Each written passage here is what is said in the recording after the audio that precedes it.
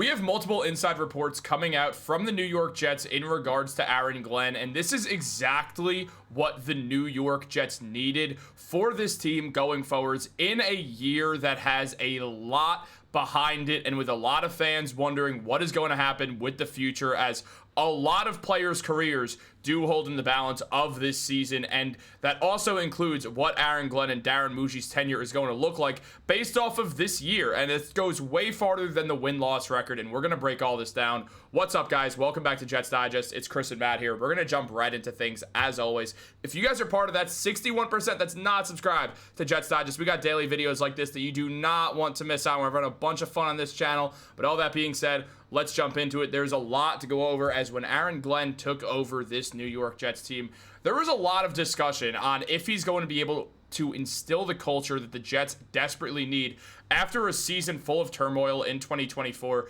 that saw the Jets just underperform in so many ways and also disappoint in so many ways to Jets fans we didn't even know was possible. Many Jets fans would say, myself included, that was the most disappointing season in our lives when it comes to the Jets. Certainly was on my extent, and Matt, I believe you feel the same. And easily. Yeah, without a doubt. And look, there's been a lot of talk about the Jets, and there has been just so much going on. Insider Rich Cimini did highlight that in the NFL, where 59% of the games last season were decided by one score, a well-executed drive in crunch time can mean the difference between winning and losing. It's why coaches always preach the importance of situational football. The Jets, who finished 5-12, were 3-7 in one-score games, including 5 in which they had the ball in the final 2 minutes with a chance to take the lead.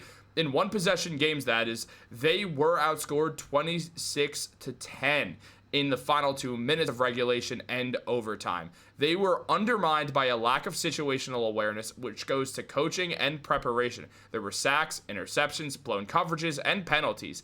Too many negative plays to overcome. And on top of that, it was also mentioned by Cimini that Aaron Glenn emphasized situational football in the spring, and there's hope that it will carry over into training camp. He likes unscripted periods, which are quasi-scrimmages. He likes to put the ball down and just let us play, said running back Breece Hall. And Glenn has a meticulous approach that dates to his playing days. According to former Jets coach Al Groh, one of Glenn's mentors, he said, "I don't think I've ever been around a player who took walkthroughs more seriously than Aaron Glenn did."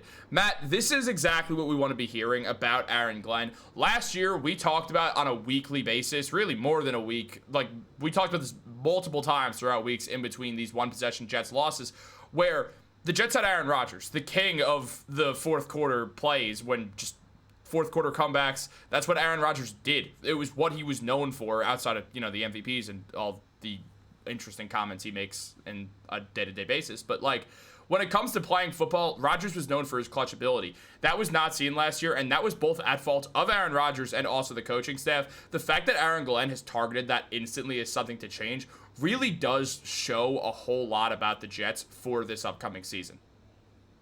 It's no secret that last year the New York Jets were one of the worst coached teams in football after Robert Saleh was fired. It's why you don't fire a coach in the middle of the season and expect it to get better. But I'm glad to hear that Aaron Glenn is going to be focusing on the details to make next season better for the New York Jets. The details are the most important thing to focus on, because if we watched last year, it felt like each and every game, 2 or 3 really good players would choose to pretty much, they wouldn't take a play off, but it felt like they were taking a play off. They would just make a completely out of the ordinary mistake, like Garrett Wilson dropping the wide open pass against the Pittsburgh Steelers, where it was almost turned back into a pick six. That blew that game wide open in what was a must win to save our season, and we couldn't save it because our wide receiver, who's now the 5th highest paid wide receiver in the NFL, can't catch a wide open pass. That didn't make any sense.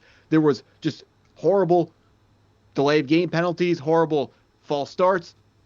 You talked about clutch situations. The end of the game matters, and also third downs matter. The New York Jets were not good enough on third down conversions last season. We were 15th in the league. If you look at the teams in the top 4, there are teams like Kansas City and Detroit at 3 and 4. No surprise, they were the number 1 seeds in the AFC and the NFC this season. We got to make sure we are at least in the top 10 on third down. That's when the most important plays happen. That's when you have your best play calls on offense, your best play calls on defense. We have to be better coached. We got Tanner Engstrand. We're going to see what he's bringing to the table. The idea behind being a run-heavy team is you are going to run the ball on first and second down to set up third and shorts. Part of the reason why the New York Jets were not able to convert a high level of third downs last season was because they kept getting stuck in either third and long or third and obvious passing situation. And when the defense knows you're passing the ball, it's much harder to pass the ball against them because their pass rushers can pin their ears back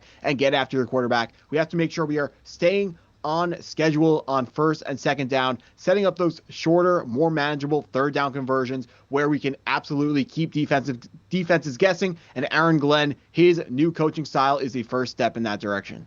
Absolutely. I think it's great that we're seeing Aaron Glenn go out there and do that because the situational football was awful. And as you said, they kept finding themselves in third and obvious passing situations. And it didn't matter what was going to happen. They were just clearly dealing with just poor coaching, specifically after week 5. And I mean, again, they were a game out of first place at the time. So Aaron Glenn is already remedying that situation with a younger Jets team that you could lose a bunch of games. You could know you're likely not making the playoffs.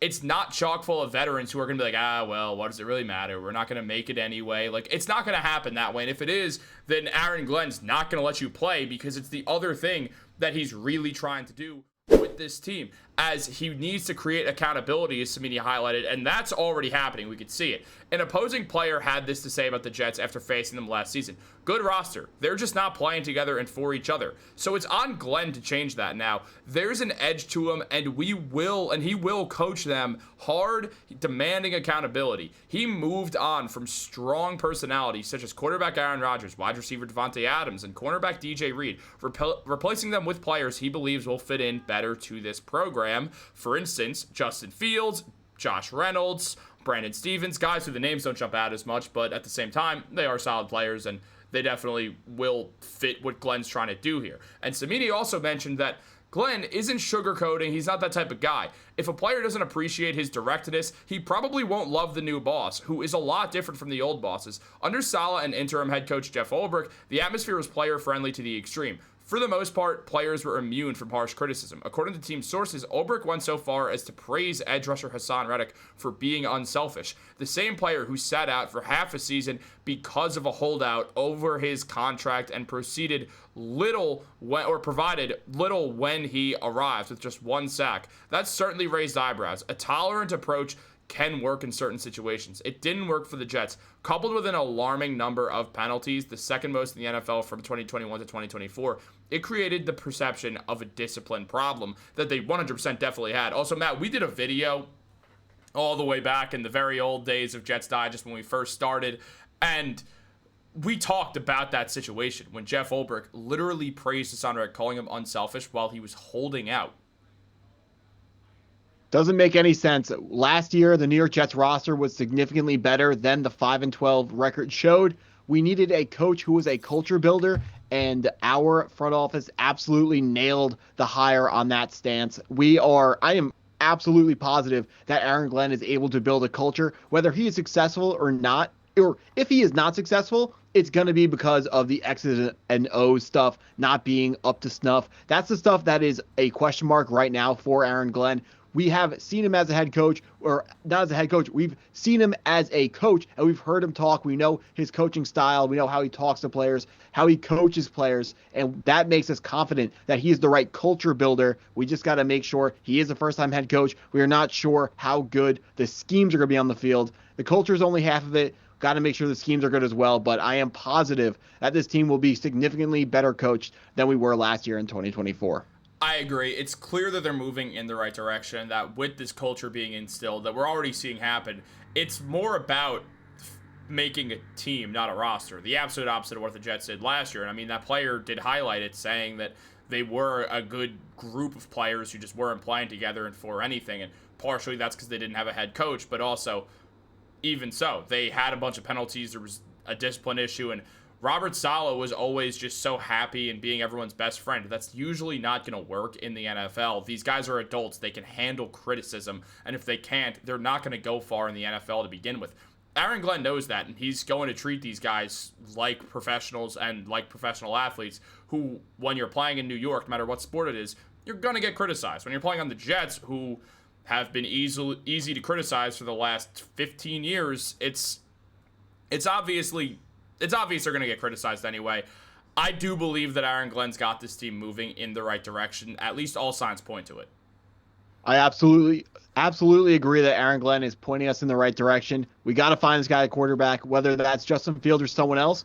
If we come out in week 4 after Justin Fields has looked like he has taken steps forwards from weeks 1 through 3, even if we're 1-2 or 0-3, I would feel fantastic about the future of this team. But we got to figure out the quarterback. Aaron Glenn, even the best head coaches can't get it done without a quarterback. Absolutely. Guys, what do you think? Let us know in the comments down below. Like this video, subscribe, turn on post notifications. Have a great day, and go Jets.